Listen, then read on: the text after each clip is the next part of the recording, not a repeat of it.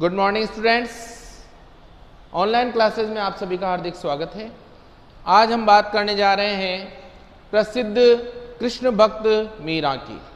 मीरा जो किसी परिचय का मोहताज नहीं है, किसी परिचय की उनको आवश्यकता नहीं है, क्योंकि बचपन से ही हम मीरा के बारे में काफ़ी कुछ सुनते आए हैं और बहुत कुछ जानते भी हैं। मीरा ने कृष्ण भक्ति के लिए अपने आप को पूर्ण रूप से समर्पित कर दिया था और उनके बारे में जो अन्य जानकारी है वह अब हम इस पाठ में पढ़ेंगे। तो शुरू करते हैं। सबसे पहले मीरा का जन्म कहाँ हुआ था? कुड़की गांव जो मारवाड़ रियासत में है। 1498 में इनका जन्म हुआ था। इनकी प्रमुख रचनाओं की हम बात करें तो मीरा पदावली, नरसिंहजीरो माहिरो, और इनकी जो मृत्यु है वह सन 1546 में हुई। अब बात करते हैं कि मीरा भक्ति काल की कौन सी शाखा की कवित्री रही हैं। भक्ति काल में दो शाखाएं थी, एक निर्गुण और दूसरी सगुण।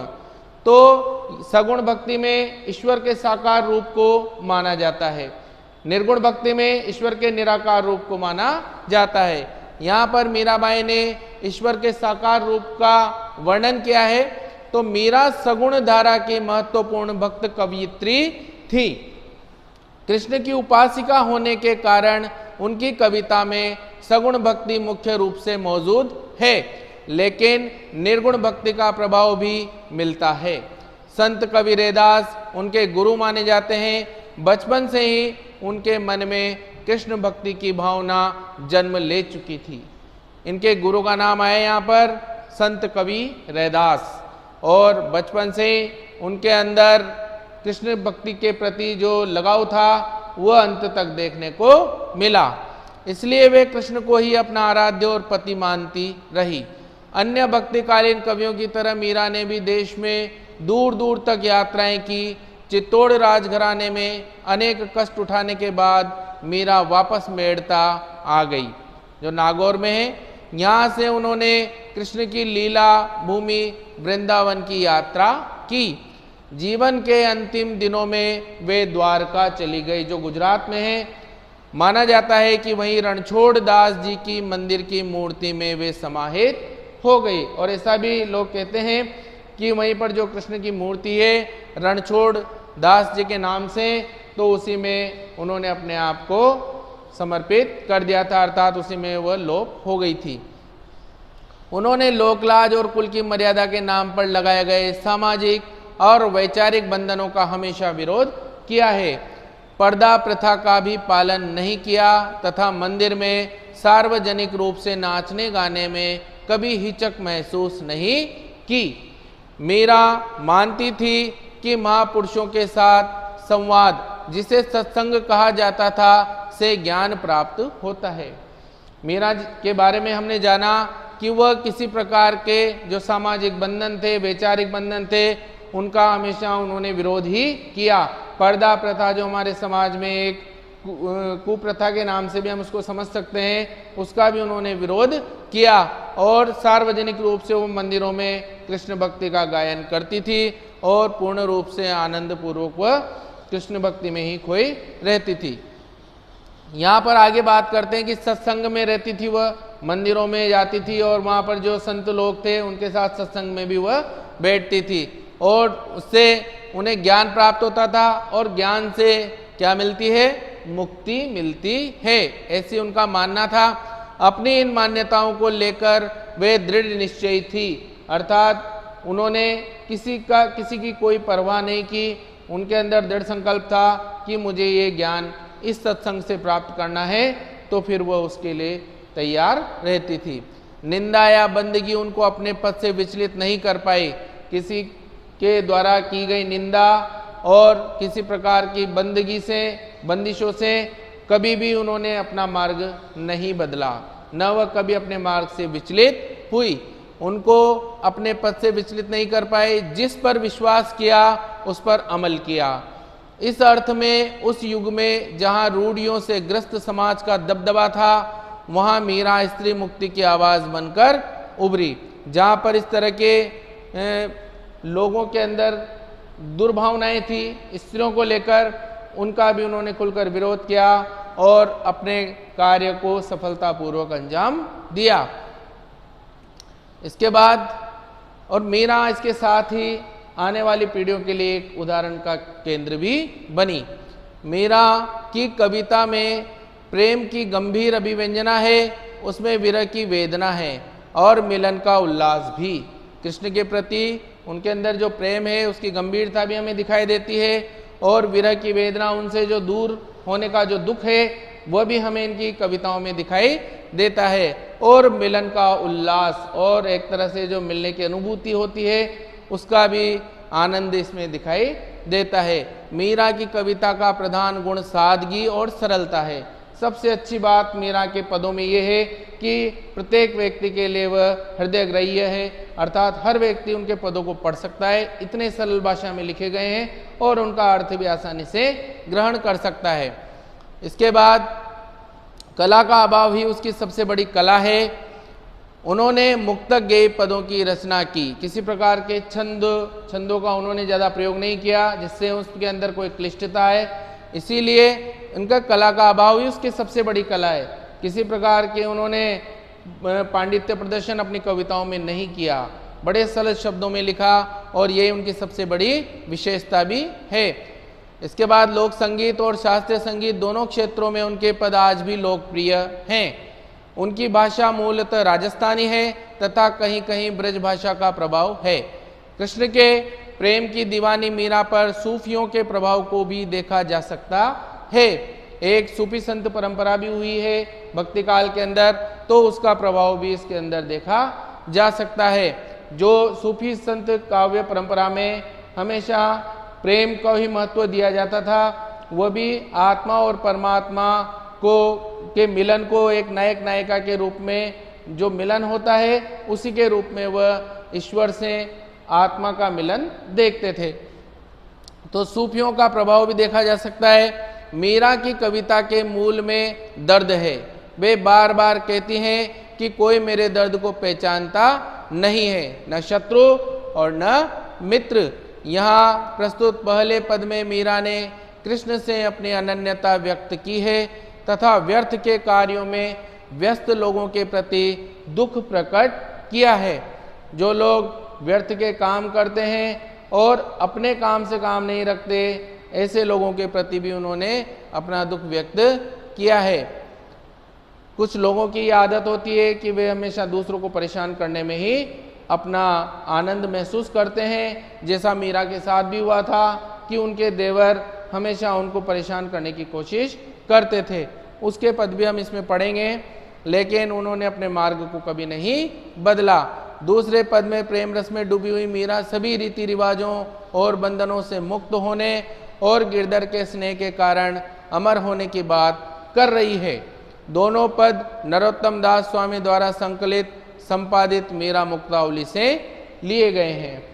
ये था भक्त कवि मीरा का जीवन परिचय और कविता के बारे में कुछ शब्दावली। अब हम बात करेंगे मीरा के जो पद हमारे पाठ में दिए गए हैं उनकी, तो इसके लिए हम नेक्स्ट वीडियो में इनका अध्ययन करेंगे। तब तक के लिए धन्यवाद।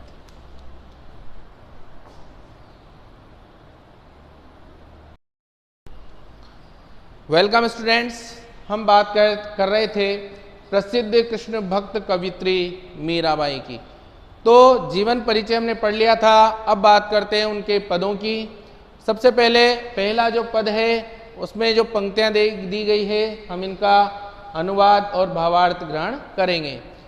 सबसे सरल शब्दावली में लिखी गई पंक्तियां है ये, मेरे तो गिरधर गोपाल दूसरो न कोई। मीरा कृष्ण का आह्वान करती हुई कह रही हैं कि मेरे तो गिरधर गोपाल, मेरे तो केवल कौन है, गिरधर गोपाल ही है सब कुछ, दूसरो न कोई, और दूसरा मेरा कोई अपना नहीं है। अर्थात कृष्ण को अपना सब कुछ मानती हैं। गिरधर गिरी को धारण करने वाले, पर्वत को धारण करने वाले, जिन्होंने गोवर्धन पर्वत को अपने अंगुली पर धारण कर लिया था, इसलिए यहाँ पर कृष्ण के लिए गिरधर शब्द का प्रयोग किया है। तो मेरे तो गिरधर गोपाल ही है सब कुछ और दूसरा कोई भी नहीं है। जाके सिर मोर मुकुट मेरो पति सोई। और अपने उन स्वामी का पति के रूप में वर्णन करती हुई कहती हैं कि जाके सिर मोर मुकुट, जिनके सिर पर मोर मुकुट, मोर पंख का जो मुकुट है वह विराजमान है, मेरो पति सोई, वही मेरे पति हैं। पति का मतलब यहाँ स्वामी से भी है, तो वही मेरे स्वामी हैं, अर्थात वही मेरे सब कुछ हैं। झाड़ी दियो कुल की कानी, कहा करी है कोई, और इसके लिए मैंने अपने कुल की सभी मर्यादाओं को भी छोड़ दिया है। छाड़ी दई, छाड़ी दई का मतलब छोड़ दिया है, कुल यानी वंश की, कहानी यानी जो मर्यादाएं थी, जो बंधन थे, बंदिशें थी, उन सबको मैंने कृष्ण के लिए छोड़ दिया है। कहा करी है कोई, अब कौन कुछ मेरा क्या कर सकता है, अर्थात कोई मेरा अब क्या कर सकता है। कहा करी है कोई, अब कोई क्या करेगा, मैंने सब कुछ उन कृष्ण के लिए उन बंधनों को छोड़ दिया है।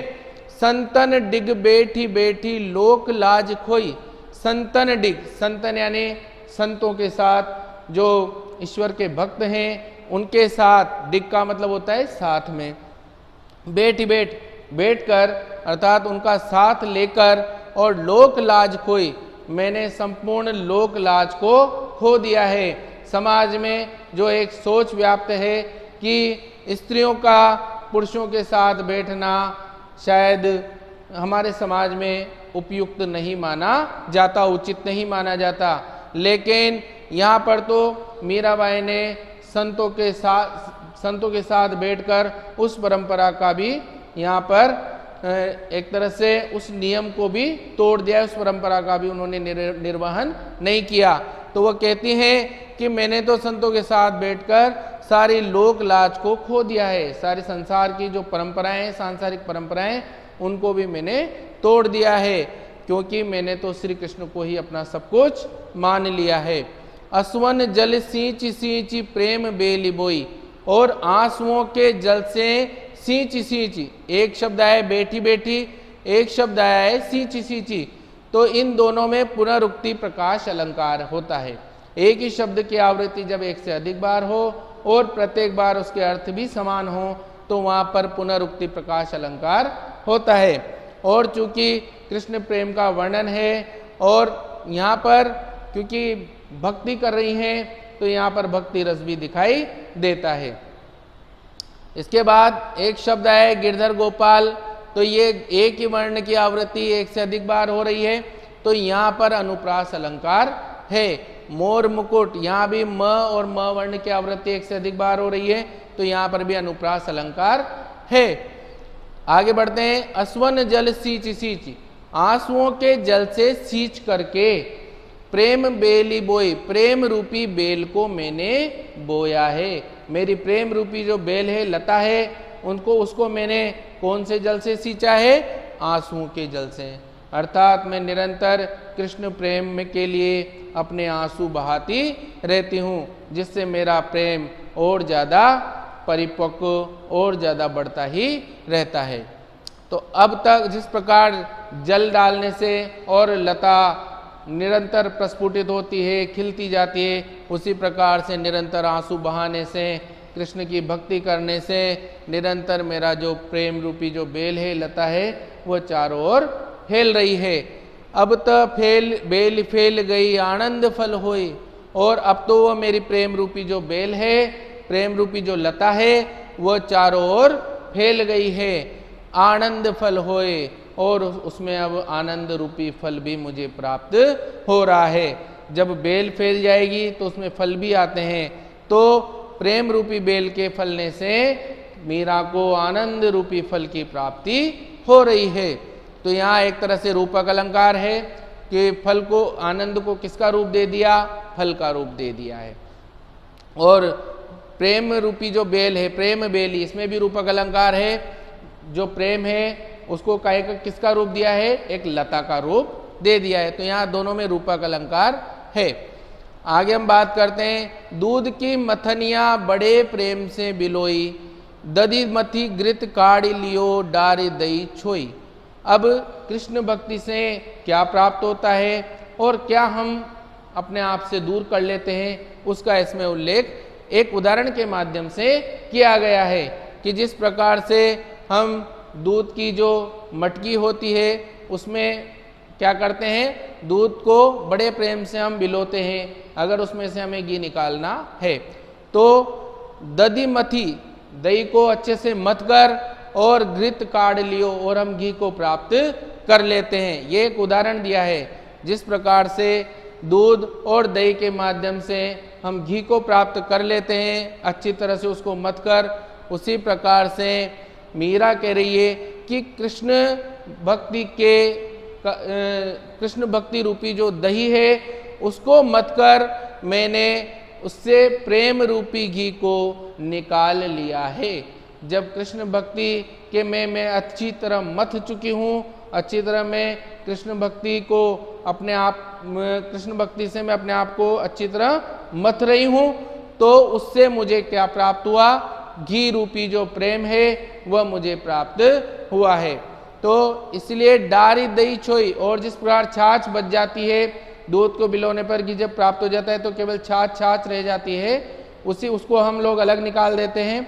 तो उसी प्रकार से जब कृष्ण भक्ति से जब हमारे अंदर प्रेम का उदय होता है तो हमारे मन के जितने भी कुविचार हैं, छल कपट, ईर्ष्या, द्वेष, राग आदि जो हमारे कुविचार होते हैं वह सब हमारे अंदर से निकल जाते हैं। तो मीरा ये कह रही कि डार दही छोई, जो चोई एक कचरे के रूप में मैंने अपने उन सभी कुविचारों को अपने हृदय से निकाल दिया है, क्योंकि मेरे अंदर कृष्ण भक्ति के कारण जो प्रेम का उदय हुआ है उससे मेरे अंदर के सारे जो छल कपट माया मोह है वह सब दूर हो गए हैं।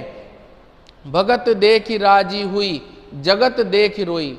और मेरी इस स्थिति को देख करके भगत, जो भक्त होते हैं, ये यहाँ पर भगत जो शब्द है ये तद्भव शब्द है और इसका जो तत्सम शब्द होगा वो है भक्त। तो भगत देख, जो भक्त लोग हैं वह देखकर तो राजी हुए, मतलब खुश हुए, और जगत देख रोई।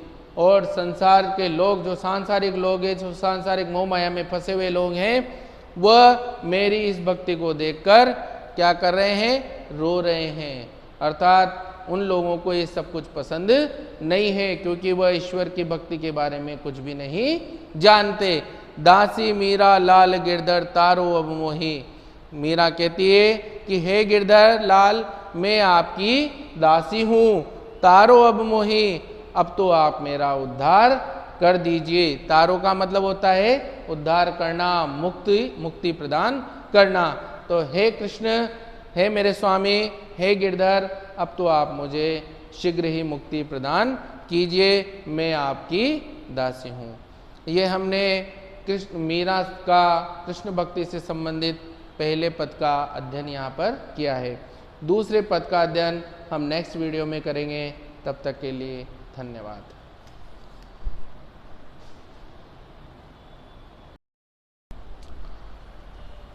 Welcome again students. हम बात कर रहे थे मीरा के दूसरे पद की। इससे पहले वाले वीडियो में हमने मीरा का पहला पद पढ़ा, जिसके अंतर्गत हमने देखा कि मीरा किस प्रकार कृष्ण प्रेम में समर्पित हो जाती है, वह लोगों की परवाह भी नहीं करती।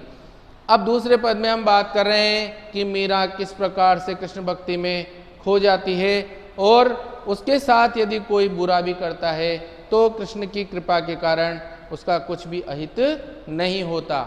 इसका अध्ययन हम इस पद में करेंगे। सबसे पहले हम बात करते हैं कि पग घुंघरू बांधी मीरा नाची।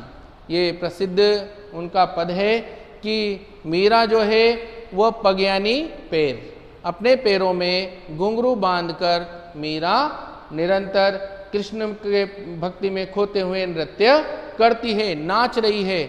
मैं तो मेरे नारायण सु आप ही हो गई साची। मीरा कहती है कि मुझे किसी के सामने किसी भी प्रकार का सत्य प्रमाणित करने की आवश्यकता नहीं है, क्योंकि मैं तो मेरे नारायण सु, मैं तो अपने नारायण से, अपने स्वामी से आप ही हो गई साची, स्वयं ही सत्य सिद्ध हो चुकी हूँ। मुझे और से किसी से प्रमाण लेने की आवश्यकता नहीं है।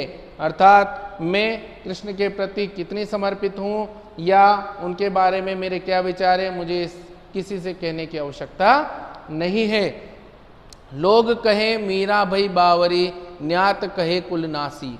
अब लोग मेरे बारे में न जाने क्या क्या बातें करते हैं, क्या क्या कहते हैं लोग कहते हैं कि मीरा भई बावरी, मीरा तो भई यानी हो गई है, बावरी यानी पागल, कि मीरा तो पागल हो चुकी है। न्यात कहे कुलनासी, और न्यात जो कुटुंब के लोग हैं, परिवार के लोग हैं, उनको न्यात बोला जाता है। तो कुटुंब के लोग क्या कहते हैं? कुलनासी, ये तो कुल का नाश करने वाली है। नासी का मतलब नष्ट करना, नाश करना। तो ये मीरा तो सारे परिवार का, सारे वंश का नाश करके रहेगी।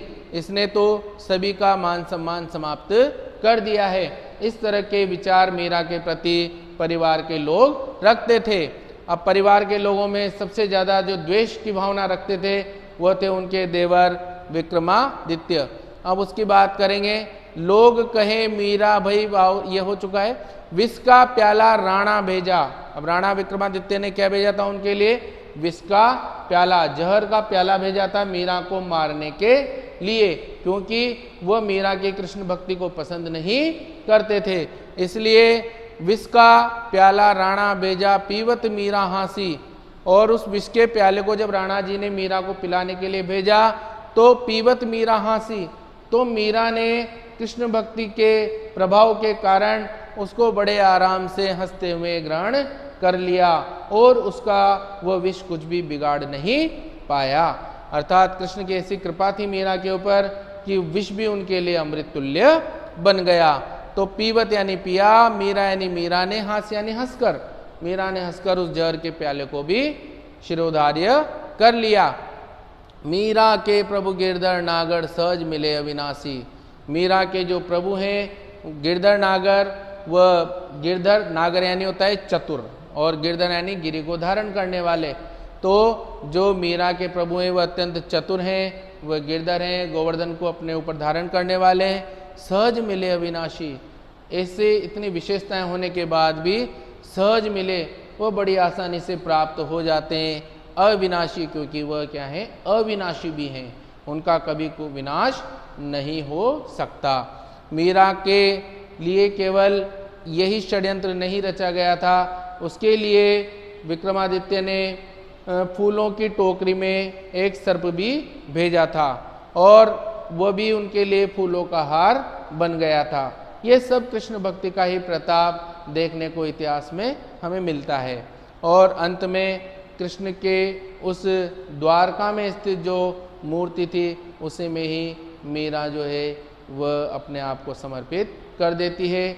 इस प्रकार भक्त कृष्ण भक्त कवित्री मीरा का नाम इतिहास में बड़े सम्मान की दृष्टि से आज भी लिया जाता है।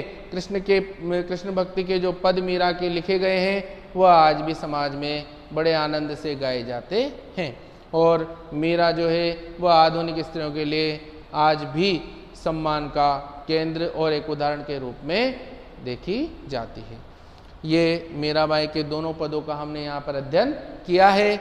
इसके जो इसके प्रश्न हैं कुछ जो आपको PDF के माध्यम से भेज दिए जाएंगे, और ये जो शब्द हैं ये कठिन शब्द, इनको भी आप देख लें। कानी का मतलब मर्यादा, डिग का मतलब साथ, बेली का मतलब प्रेम की बेल, बिलोई का मतलब मथना, छोई छाछ सारहीन अंश जो होता है, आप ही यानी अपने ही आप, साची मतलब सच्ची, न्यात कुटुंब के लोग, कुलनासी कुल का नाश करने वाली, विष को कहते हैं, पीवत पीते हुए, हासी हंस पड़ी, सहज स्वाभाविक रूप से या फिर अनायास। ये मीरा के जो दोनों पद थे उनका हमने आज अध्ययन कर लिया है। हम अगले पाठ के लिए फिर मिलेंगे, तब तक के लिए धन्यवाद।